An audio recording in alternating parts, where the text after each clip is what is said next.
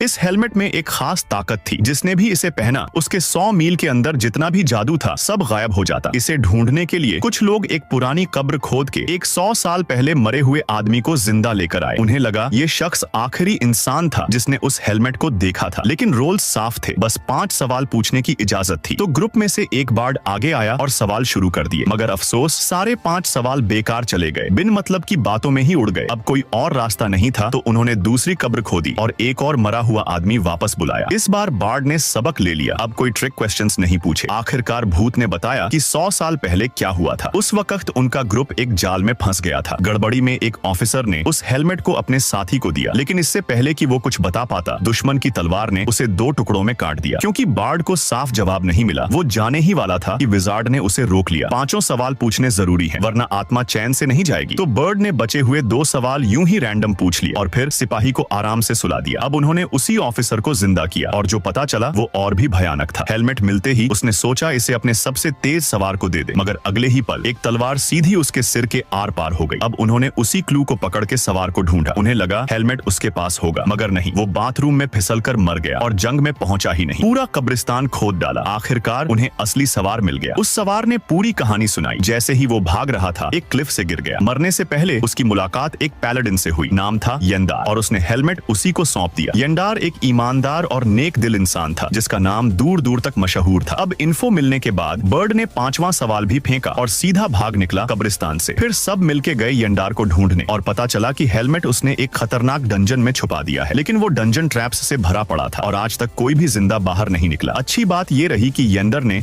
उनकी अच्छी नीयत देखी और खुद गाइड करने के लिए तैयार हो गया। जैसे ही ग्रुप अंदर पहुंचा, सीधा दिमाग खाने वाले मॉन्स्टर्स से टकरा गया। जब सुना कि ये मॉन्स्टर्स सबसे पहले होशियार लोगों का दिमाग खाते हैं, तो सबके पसीने छूट गए, सांस तक रोक के खड़े हो गए। सब लड़ाई के लिए रेडी होने लगे, मगर निकला कुछ नहीं। असल में जिस तरह से इन्होंने कब्रें खोद खोद के केसेस संभाले थे, स्मार्ट तो कोई था ही नहीं, तो मॉन्स्टर्स ने इंटरेस्ट ही नहीं लिया। अब ग्रुप पहुंचा एक फ्लोटिंग ब्रिज पर। दूसरी साइड हेलमेट साफ दिख रहा था, मगर तभी येंडर रुक गया। चेहरा सीरियस था। उसने कहा, ये ब्रिज ट्रैप्स से भरा है और इसे पार करने के लिए कुछ रूल्स हैं। बीच से शुरू करना है, सिर्फ ऑड नंबर्ड ब्लॉक्स पे चलना है, हर कदम आगे की तरफ, मगर हर 5वें स्टेप पर साइडवेज जाना होगा। जैसे ही बीच में पहुंचो, रूल बदल जाएगा। अब इवन नंबर्ड ब्लॉक्स पे चलना है, हर 4थे स्टेप पर साइडवेज मूव करना होगा और वहां से रास्ता खुलेगा।